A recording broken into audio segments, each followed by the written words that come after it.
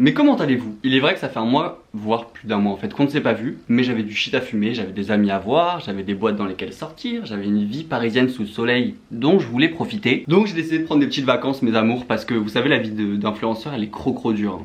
C'est...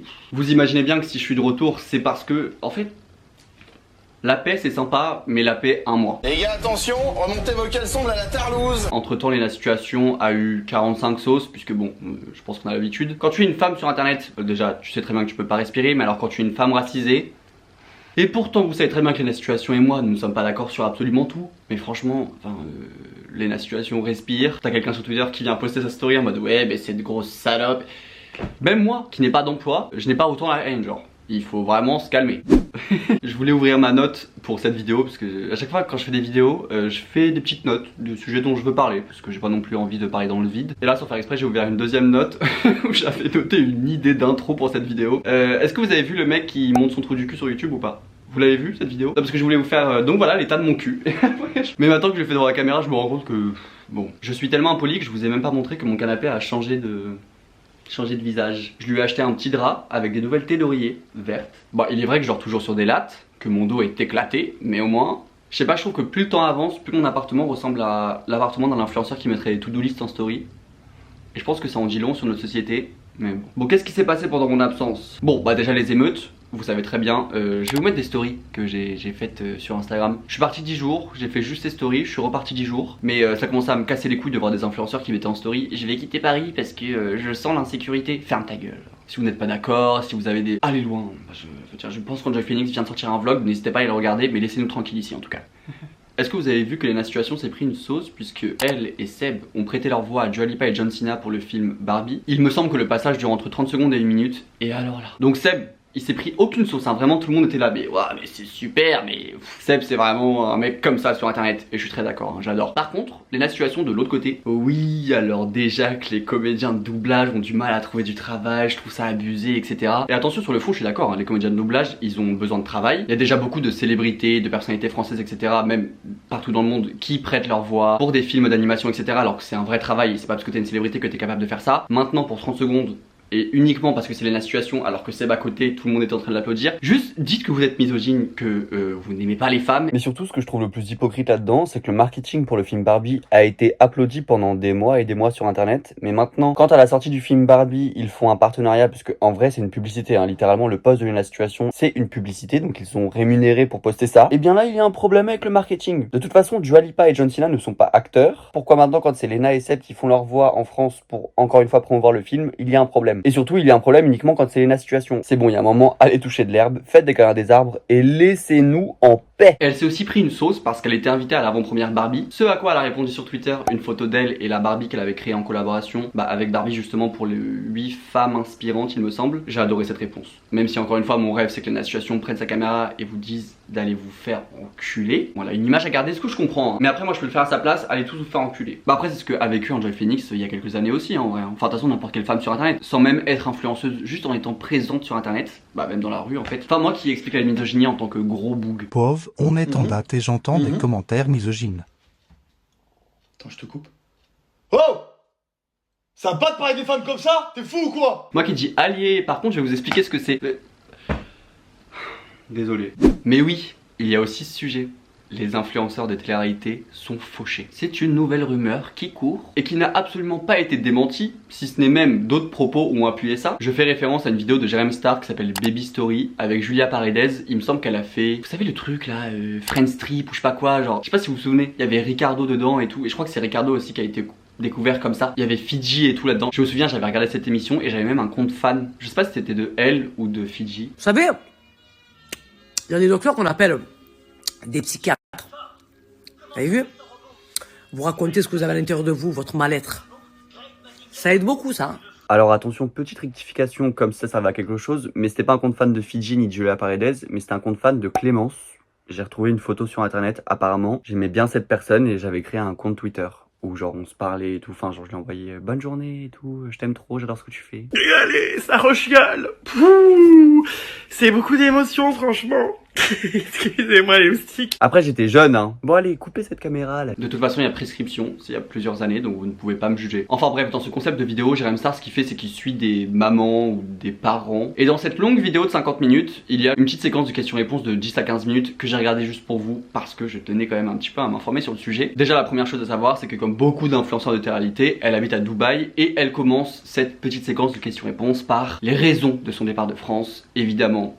Je sais que vous avez le mot en tête. L'insécurité, elle avait peur d'être cambriolée. Ensuite, elle poursuit sur le fait qu'évidemment, oui, à Dubaï, ils ne payent pas d'impôts. Mais c'est pas forcément pour ça qu'elle est partie, attention, parce que en soi, ils payent pas d'impôts, mais à côté, Dubaï, c'est quand même cher, hein. Tu nous prends pour des cons ou... Et en plus l'exemple qu'elle a pris pour dire qu'à Dubaï c'est cher, c'est l'exemple de la santé. Elle disait oui bah ici si on accouche on paye plein pot, ici si on est malade on paye plein pot. Bah ouais c'est un peu le principe en fait en France quand tu cotises justement pour ce genre de choses. Bon même si, il y a beaucoup de choses à dire hein mais bon en fait je sais pas si même je peux m'exprimer sur le gouvernement français parce que j'ai pas envie qu'il fasse une perquisition à 6h chez moi. Un petit peu spécial ces dernières semaines en France, bref. Ça sent bizarre. C'est vrai qu'il y a une odeur. Elle explique aussi dans cette vidéo qu'en vrai quand tu déménages à Dubaï, eh bien il y a des marques qui ne veulent plus faire partenariat avec toi parce que tu t'es installé à Dubaï et que du coup ça renvoie une espèce d'image de l'influenceur de télé-réalité cheap entre guillemets. Excusez-moi, ça parle de moi? Ça parle de moi? Ça parle de moi? Mais surtout le propos le plus intéressant dans cette séquence, c'est qu'elle dit que depuis que Booba s'est un peu autoproclamé justicier et qu'il a commencé sa guerre un petit peu avec les personnes de télé-réalité, eh bien elle est passée de 3 posts par jour, donc 3 posts sponsorisés, payés, rémunérés, à 1 tous les 2 jours. Ah ça doit être dur hein. Ça...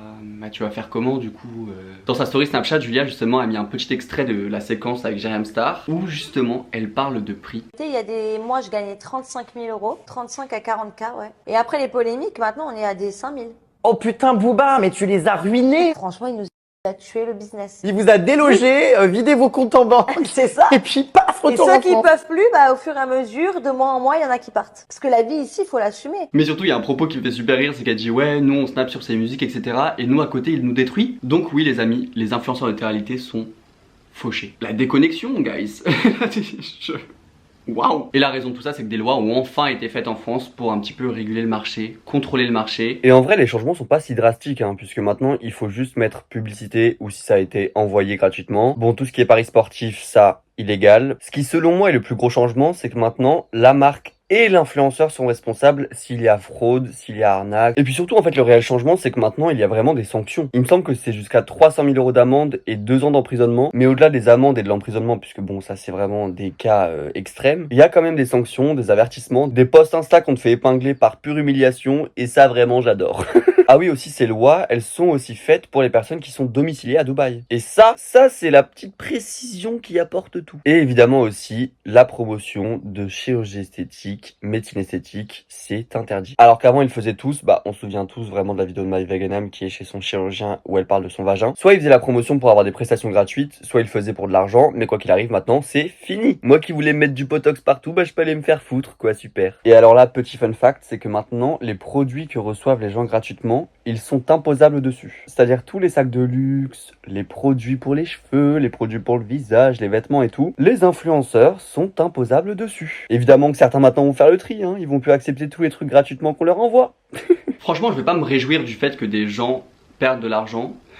Non, je trouve ça dommage pour eux et vraiment je suis peiné. Non, quand même, non, il faut le dire parce que là je suis désolé, grosse fiesta. En vrai, le plus drôle là-dedans, c'est qu'avant le secteur de l'influence pour la télé-réalité, c'était vraiment tu signais un contrat dans une agence, on te promettait 30 000, 40 000, 50 € par mois et tu avais genre 50 sponsors par mois. Et maintenant, ce secteur a complètement été démoli. C'est-à-dire que Magali Berda, elle n'existe plus. Bon, évidemment, je pense qu'elle va se refaire. Magali Berda était un petit peu la tête de toute cette lutte. C'était vraiment genre Booba vs Magali Berda et elle a vraiment perdu beaucoup. Bah, elle a perdu son agence, son Evans, elle a tout perdu. Je sais très bien que ce secteur n'est absolument pas mort, déjà parce que le marketing, la communication, la publicité dans notre société là. Donc évidemment je pense qu'on n'a pas fini de les voir. Par contre, maintenant ils n'ont pas le choix de diversifier leur activité. C'est-à-dire que certains refont des bookings en boîte, ce qu'ils faisaient en genre 2017. C'est-à-dire que bah ils mettent des stories sur Instagram en mode ouais, vendredi soir, Chins Party guys, nous serons là.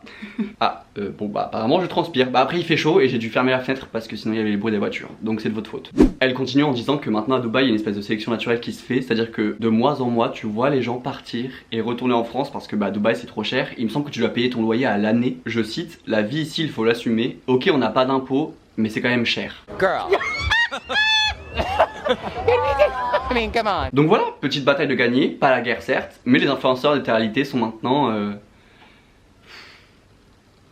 sont un peu moins riches. Après je vous arrête tout de suite, ça ne touche absolument pas les influenceurs plus traditionnels, plus conventionnels disons. C'est-à-dire Lena Situation, Sullivan, Siltonic, enfin tout le monde quoi. Parce qu'en vrai de base, les mois fluctuent quand t'es influenceur. Ça dépend des périodes, et ça j'avais déjà dit dans une vidéo, mais par exemple à Noël, t'as beaucoup plus d'OP. En été t'as moins de partenariats, puisque évidemment les gens sont moins sur leurs ordi, sur leur téléphone, puisque ils sortent, il fait beau. C'est aussi pour ça que les gros youtubeurs ils font leur pause l'été, comme ça ils ont juillet, août en vacances. En septembre les OP ça reprend parce que y a la rentrée scolaire. Décembre c'est Noël, janvier, février, mars généralement il y a une petite pause. Avril, mai, juin, il y a grave des OP parce que il faut vendre les vêtements pour l'été, le skincare, le maquillage, etc. Enfin voilà quoi, c'est tout un business, tout un monde. Ça fluctue de mois en mois, après ça dépend aussi des contrats, puisque souvent t'as des contrats à l'année, par exemple Maybelline, je sais qu'ils font beaucoup de contrats à l'année, les sites de vêtements aussi, Zalando, etc. Donc en vrai nos influenceurs ne sont pas touchés, il y a que les influenceurs de télé-réalité qui de base eux signaient en agence et avaient un espèce de cachet qui était promis chaque mois, c'est-à-dire 40 000, 50 000 euros par mois contre genre 60 sponsors, alors qu'à côté les agences d'influenceurs qui ne prennent pas la télé-réalité, ça se fait par contrat quoi. C'est pas juste un cachet que t'as tous les mois qui t'est promis, pas parce que tout simplement t'as moins d'OP. Après vraiment ce modèle de contrat pour les influenceurs de télé-réalité, ça c'était vraiment à l'ancienne. Quand tu avais un cachet fixe et 50 ou 60 sponsors à faire par mois, ça commence à remonter, et même avant que les lois et que Booba se mettent un peu à taper sur les influenceurs de télé-réalité, ce modèle un peu de cachet fixe, il commençait à s'essouffler en télé-réalité. Mais je voulais quand même vous en parler parce que je trouve que c'est quand même une différence significative. Après cette vidéo je vais avoir un karma pourri par contre, je le sens, et je l'aurais cherché. Y a pas de souci, en vrai j'assume. Et puis de toute façon, on le voit très bien que nos influenceurs ont toujours de l'argent. Étant donné que dès que Cédric Grolet sort une pâtisserie, ils sont tous sur TikTok en train de la tester, je n'en peux plus. Ça aussi, il va falloir qu'on parle de ce fléau hein. C'est parti pour une dégustation de quéquettes. Tous les influenceurs de France qui nous font maintenant des putains de dégustations de Cédric Grolet. Prochaine dégustation, c'est l'anus de Cédric Grolet, c'est-à-dire que vous en avez pas marre. Mais surtout que ça dépense des 100 balles, 200 balles, 300 balles, 400 balles pour un TikTok. Évidemment, ils seront remboursés puisqu'ils font des vidéos de plus d'une minute, mais quand même. Est-ce que vous avez vu aussi quand Clara Mars a acheté une tarte aux fraises chez Cédric Grolet à genre je sais pas 80 balles ou 95 balles? La tarte avait l'air sèche. Mais alors elle avait l'air tellement sèche. Alors par contre j'ai un truc à savoir sur moi, au-delà du fait que je sois homosexuel, que je fume et que mon seul trait de personnalité soit ma haine gratuite, c'est que j'adore Clara Mars. C'est une personne, je l'aime trop. Même si certes bourgeoise, vraiment elle représente tout ce que je déteste en soi dans ma tête, j'adore. Par contre la tarte aux fraises, en plus sur son TikTok elle dit ouais, en vrai moi je connais un peu la pâtisserie et tout, je comprends, je vois ce qu'il y a derrière le prix, donc je me dis 90 balles pour une tarte, c'est pas si cher que ça. Et après elle coupe la tarte, déjà la tarte lui a été vendue alors que c'était cassé. Vraiment c'est une pâte et des fraises mises dessus. J'ai pris la tarte aux fraises Cédric Grolet, 80 € et on va voir ça ensemble. Voilà à quoi il ressemble, il est trop beau. Bon en vrai 80 €, 6 personnes, c'est supposé être pour 6 personnes. Le prix me choque pas, ça fait 13 € et quelques la part. La dame ouvre la boîte, je vois elle est cassée. La vie de ma mère qu'elle prend ses deux doigts, elle remet les parts comme ça, elle repousse dedans. Je regarde comme ça. Elle me dit ah je vais vous en chercher un autre. Ah oui s'il vous plaît. Je suis choquée, en fait ils m'ont bien mis la tarte qui était cassée. Et je suis un peu deg du service et franchement je suis un peu trop vénère, mais bon, je comprends ce que tu payes quand tu payes ce prix là. Mais la tarte je suis déçue. En fait le sablé est super salé et le cœur trop sucré. Désolé, fallait que je fasse cet aparté, mais vraiment Cédric Grolet et les influenceurs, une histoire d'amour.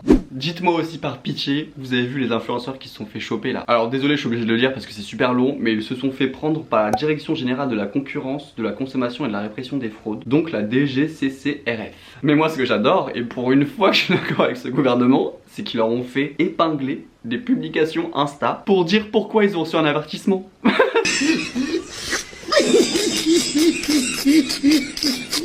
Juste cette humiliation publique, c'est la meilleure façon. Désolé, hein, je ne sais pas qui est venu avec cette idée, mais je trouve ça incroyable. Il y a eu Ilan, Capucine Anav, Simon Castaldi et quelques autres influenceurs qui justement se sont fait choper. Pas moi qui sors cette vidéo et dans un mois je vais avoir... On a un exemple sur l'Instagram de Simon Castaldi qui maintenant, bon bah évidemment les posts ont été enlevés puisque c'était pour une durée de 1 mois ou quelque chose comme ça. Le premier post DGCCRF consistant à cacher le caractère commercial des publications, injonction de cesser des pratiques commerciales trompeuses. Et dans un article du Parisien, Ilan a quand même eu le culot de dire, je cite, « J'ai fait 3 erreurs que je reconnais et que j'assume. Je n'ai pas été condamné à une amende, par contre j'ai eu un rappel. Je trouve ça très bien qu'on soit encadré, et si j'avais été encadré plus tôt, je n'aurais peut-être pas commis ces erreurs. » Alors que lui s'est quand même fait choper pour un service de conseil en paris sportif qui augmente les chances de gagner aux jeux d'argent et de hasard. Aussi il a fait la promotion d'un service de reversement en argent d'une partie du solde du compte personnel de formation, vous savez le CPF là, les gens qui nous appellent. Je peux plus. Enfin bref, what a time to be alive, si vous voulez mon avis. J'aurais tellement dû aller acheter une tarte aux fraises Cédric Grolet pour fêter ça. Enfin, fêter. Attention non. Attention non, parce que je ne suis pas si mauvais que ça. Bon. J'ai une petite peste, je suis une morveuse. Pitié, dites-moi que vous avez vu la story de Maëva Guénam. C'est pour un placement pour Pin Up Secret, c'est un truc de... C'est des savons au lait de chèvre. Et parce qu'ils vous prouvent que j'étais vraiment un tocard il y a quelques années, j'avais fait un partenariat avec eux, mais genre en 2018. Après c'est vrai que les savons au lait de chèvre étaient pas mal, hein, mais c'est pas le point important. Il y a Grindr sur son téléphone, d'accord? Pas l'application interdite. Pitié. Est-ce qu'ils font ça exprès? Bah, Maëva Guénam, oui évidemment, puisqu'elle a fait tellement de choses. Pas sa bio Grindr qui est j'ai gros envie mes amours. J'ai gros envie. Est-ce que vous vous souvenez du rire jaune? Non, parce qu'il y a Henri Tran qui a fait une vidéo avec Thibaut InShape dans laquelle ils sont revenus sur les vidéos à 36 €. Vous savez, les vidéos dédicacées là que Thibaut InShape faisait, ou même fait toujours. Une dédicace, c'est trop cher. Alors pour ceux qui ne le savent pas, quand on est youtubeur et qu'on a un peu de visibilité, ça arrive des fois qu'on reçoive des messages sur nos réseaux sociaux de Fais-moi des vidéos BDE. C'est ça, aujourd'hui on est en campagne BDE pour mon école, etc. Est-ce que tu pourrais faire une vidéo d'encouragement pour nous soutenir? Moi j'ai toujours eu la flemme de faire ça. Et en fait Thibaut, ce qu'il a fait, ce génie, il a créé un site internet. Tu pouvais commander pour 36 € une vidéo de 10-15 secondes. Ouais, c'est ça max, parce qu'il fallait en faire à la chaîne, tu vois. Vous avez plus de limites.